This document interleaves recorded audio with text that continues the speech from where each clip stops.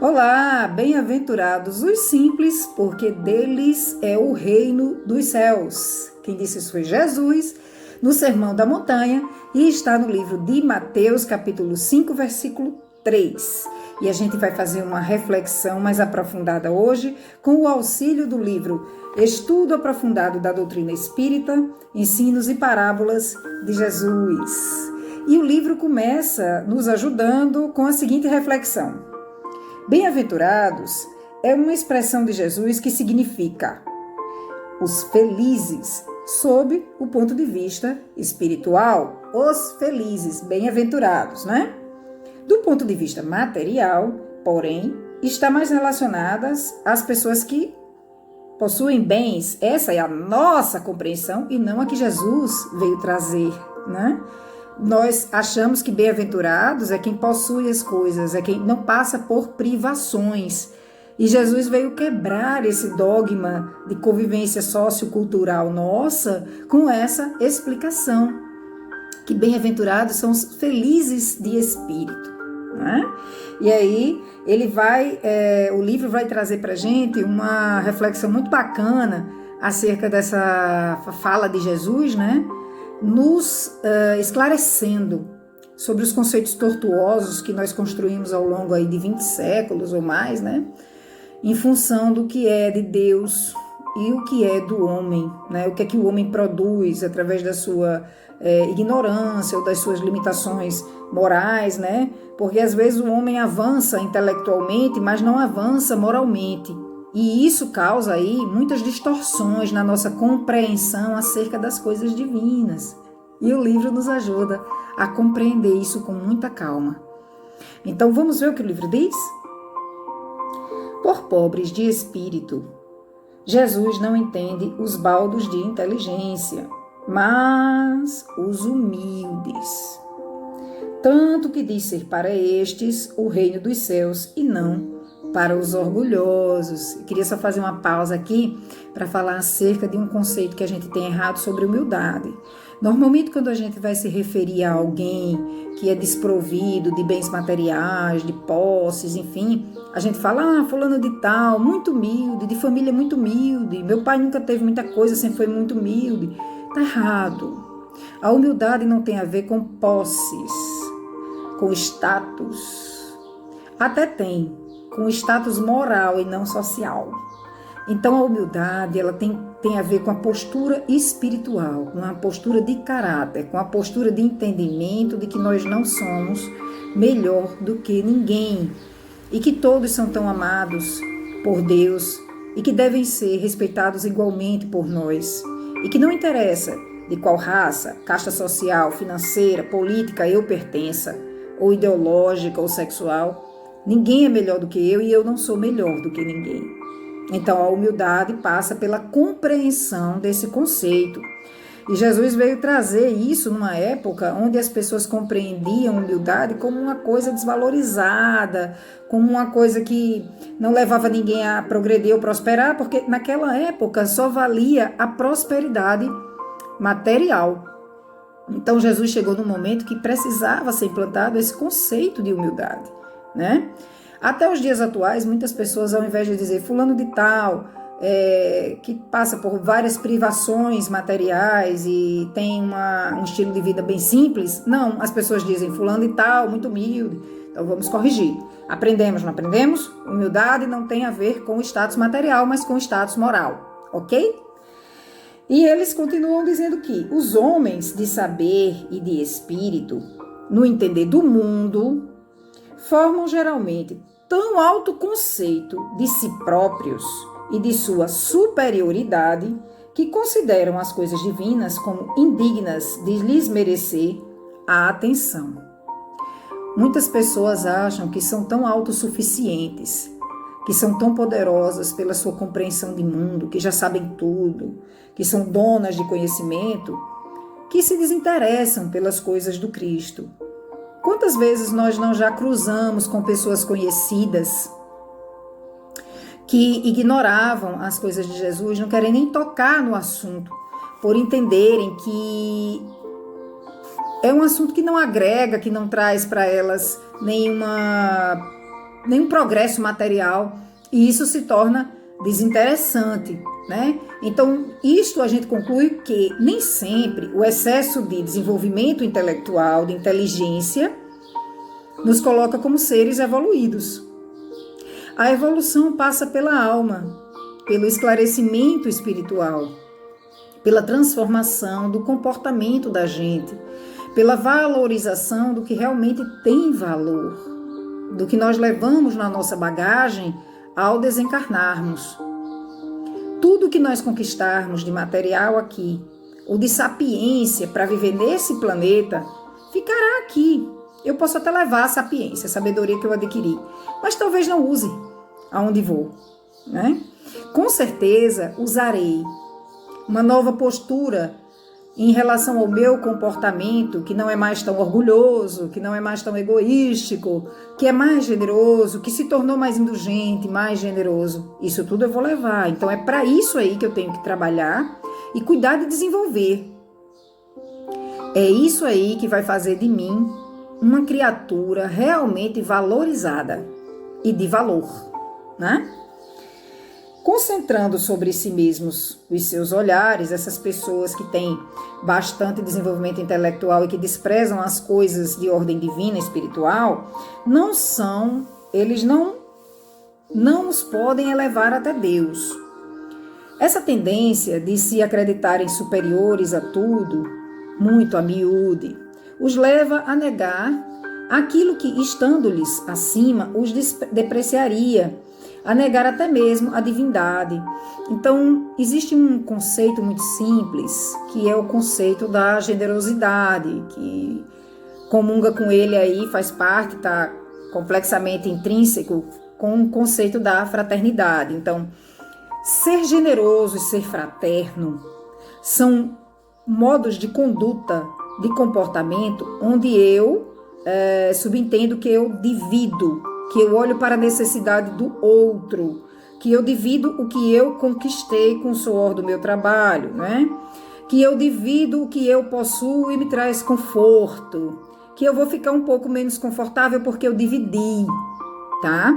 Então a generosidade, a fraternidade, ela passa por ter que olhar a necessidade do outro, se sensibilizar, se compadecer, né? Ter empatia por esse problema e querer resolver. E isso muitas vezes vai de encontro ao comportamento de criaturas que se consideram intelectualmente evoluídas e muito materialistas. E elas vão desprezar as coisas divinas, como essas que eu pontuei agora, como a ação da fraternidade e da generosidade, porque se elas não desprezarem, elas vão ter que fazer uma coisa que elas não querem: desapegar dos bens materiais que possuem. Muitos até se desafiam em famílias, né? Quem nunca ouviu falar de uma boa briga por herança? A família, que é o primeiro núcleo de aprendizado de amor, muitas vezes se torna um covil de trevas em função dos relacionamentos que nós estabelecemos, baseado naquilo que nós angariamos espiritualmente, naquilo que nós alimentamos em nós. Se eu alimento no meu dia a dia valores onde eu coloco em prioridade as minhas posses, em ter bens materiais, em possuir dinheiro e a partir disso o poder que eu considero que é poder, obviamente que eu vou desprezar os meus irmãos, meus pais, que queiram que eu divida, que precisem de um pouco do que eu tenho. Sim, eu vou desprezar porque eu não quero. E o materialismo, ele é muito perigoso. A riqueza em si, ela é muito boa quando é boa usada, mas ela é muito perigosa, porque ela pode fazer com que nós só aumentemos o nosso senso de egoísmo. A riqueza é muito sedutora e é muito difícil resistir a ela. E muitas vezes ela vem para nós como uma prova fortíssima, para que nós aprendamos a não sermos apegados e saibamos potencializar essa riqueza, dividindo-a, expandindo-a, para que mais pessoas sejam atingidas por ela de uma forma benfazeja. Então, muitas famílias se debatem hoje em função de heranças, de posses, de divisão de bens, quando, na verdade, elas deveriam estar abrindo mão em função dos que precisam mais dentro daquela mesma constituição, né, de espíritos reunidos ali para evoluir. E aí, normalmente são essas pessoas mais materialistas que estão mais distantes de Deus. E elas têm mais chance, inclusive, à educação, ao estudo, né? E muitas se aproveitam disso de uma forma até bacana. Elas estudam, elas se formam, elas fazem cursos outros, além de suas graduações, né? Se voltam para o trabalho, produzem muito, mas esquecem de Deus. E são elas, infelizmente, que vão sofrer mais. Eu cresci ouvindo meus pais dizer, especialmente a minha mãe, que muito com Deus, pouco com Deus é muito, e muito sem Deus é nada. E eu dificilmente já ouvi um ditado mais verdadeiro do que esse. Continuando a reflexão, o livro nos traz a seguinte lembrança. Que essas pessoas que têm essa tendência materialista, né, se acreditam superiores a tudo, muito a miúde, os leva a negar aquilo que, estando-lhes acima, o despreciaria a negar até mesmo a divindade. Ou, se concedem em admitir a divindade, contestam-lhe um dos mais belos atributos, a ação providencial sobre as coisas desse mundo, persuadidos de que eles são suficientes para bem governá-lo. Muitas vezes as pessoas desprezam o poder divino, não entendem o porquê das coisas, as dores coletivas, as dores individuais. Nós somos resultado, nós somos povo, resultado daquilo que nós promovemos, de quem nós elegemos, né? Mas tudo também passa pela nossa necessidade de progressão moral. E tudo é permitido e gerenciado por Deus. Então pode estar doendo muito na sua vida. Mas Deus está vendo e Ele sabe que em determinado momento você irá despertar. E vai querer fazer diferente, realizar o novo, em função da sua melhoria espiritual. Muito consumo, muito ter, muito materialismo, muita necessidade de disputa de poder nos levam apenas a um caminho, a infelicidade. Essa infelicidade muitas vezes ela vem através do vazio existencial ou vem daquilo que realmente não lhe satisfaz. E quanto mais você tem, você quer ter e não fica feliz, porque não atinge a sua alma. Até você despertar, compreender que isso não adiantou para você, vai levar um tempo, é preciso amadurecer. Por isso que eu vou trazer aqui aquela outra máxima de Jesus, né? Que ele diz, não julgueis para não serdes julgados. Aqui nós estamos fazendo uma análise mais fria acerca de comportamentos generalizados. Não podemos julgar ninguém, porque cada um tem a sua velocidade de compreensão das coisas. Assim como todos nós temos o livre-arbítrio para decidir que caminho tomar, também seremos responsáveis pelas escolhas que fizermos e responderemos pelas consequências de cada uma. Se doer, e dependendo do quanto doer, nós poderemos mudar de decisão. O homem pode mudar de 3 formas, através da reflexão, da imitação ou da dor. Todos passaremos pela depuração. Todos chegaremos a um lugar melhor do que nós estamos hoje. Mas uns chegarão primeiro e outros depois, porque nem todos tomamos as mesmas decisões igualmente. O nosso livre-arbítrio é utilizado de forma distinta por cada um de nós. E aí vai, conforme a nossa capacidade naquele momento de compreensão, ou com que nós estamos mais afinados, ou com a nossa dificuldade de desapego, ou com a nossa vontade de evoluir emocionalmente, psicologicamente, de evoluir do ponto de vista moral. Então são muitas nuances envolvidas em mudança e transformação que irão nos fazer chegar no caminho correto, cada um no seu tempo. Então não julguemos, entendamos que cada um está fazendo o que é necessário para chegar onde precisa, né? Então, tomando a inteligência que possui para a medida da inteligência universal e julgando-se aptos com tudo compreender, não podem crer na possibilidade do que não compreendem. Né? Aqui ele fala da questão divina, que se eu acho que sei de tudo porque eu trabalho, dá certo, ganho dinheiro e vivo bem, para que eu preciso de Deus na minha vida? Né?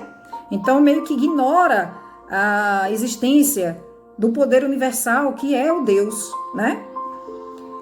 Consideram sem apelação as sentenças que proferem, né? Costumam, inclusive, julgar bastante os outros. Fulano cresceu porque é um vagabundo, é um limitado, tem medo de tudo. Cicrano não sai do lugar. Beltrano se escora demais na ajuda que recebe dos outros. E em momento algum para pensar o que é que eu estou fazendo para ajudar Beltrano. O que é que eu estou fazendo para ajudar Cicrano. E a ajuda, ela não tem que ser material. Muitas vezes é um despertamento que você gera no outro. E o fato de você ter muito dinheiro, muitas vezes, você está tão confortável e tão acomodado que você não consegue se sensibilizar com a necessidade do outro, que às vezes também não é material, é emocional ou moral, não é? E você, o que está fazendo para contribuir com essas pessoas? É isso que o texto questiona, né? Em todas as circunstâncias, Jesus põe a humildade na categoria das virtudes que aproximam de Deus e o orgulho entre os vícios que dele afastam a criatura, e isso por uma razão muito natural. O de ser a humildade um ato de submissão a Deus, ao passo que o orgulho é a revolta contra ele. Mas vale, pois, que o homem, para a felicidade do seu futuro, seja pobre de espírito, conforme o entende o mundo, e rico em qualidades morais. Então, um espírito pobre é aquele espírito que ainda não goza da sabedoria divina no que tange ao valor correto entre orgulho e humildade. Um homem pobre de espírito é aquele que ainda valoriza muito mais as questões materiais. É aquela criatura que não se compadece com a dor alheia. É um que sente uma necessidade irremediável, essencial, de provar que é mais inteligente, que sabe mais, que o seu comentário é o mais assertivo. É aquele que acha que seu julgamento tem que ser feito e pontuado para que se resolvam as coisas da forma como ele entende que tem que ser feita. Um homem pobre de espírito é aquele que não auxilia o outro porque acha que vai estar alimentando uma comodidade do outro em estar naquela circunstância. Um homem pobre de espírito é aquele que não consegue olhar para Deus todas as noites e agradecer por estar ali, por ter conquistado tudo que conquistou, pela sua saúde, pela sua família. A pobreza de espírito não tem a ver com pobreza material. Tem a ver com a ignorância do verdadeiro amor que se detalha nessa condução moral, através de gestos de fraternidade, de caridade, de auxílio, de sensibilização. O verdadeiro amor que socorre na aflição com uma boa conversa, com um bom conselho, uma boa orientação, com um acolhimento sincero. O verdadeiro amor apoia, o verdadeiro amor respeita. Então, o homem pobre de espírito não está preocupado com esse tipo de conduta do verdadeiro amor. E Jesus nos traz isso nas bem-aventuranças para que nós compreendamos quando ele diz assim: bem-aventurados os simples, porque deles é o reino dos céus. Entendendo que simples são os humildes, são aqueles que já compreendem que não são melhor do que ninguém. Aqueles que ainda se consideram melhor do que os outros, que se consideram superiores, estes ainda passarão por muitas provas e talvez ainda retornem muitas vezes aqui na Terra, reencarnando para espiar, para depurar seu espírito e aprender o verdadeiro significado da humildade.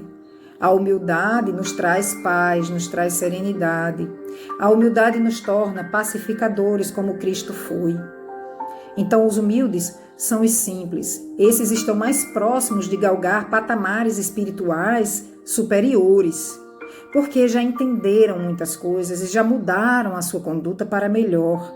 Por isso que o Cristo, na sua sapiência inigualável, diz: bem-aventurados os simples, porque deles é o reino dos céus. Era essa a reflexão de hoje. Espero que de algum modo vocês tenham compreendido o conceito maior e que possam refletir a respeito. Um ótimo dia para todos.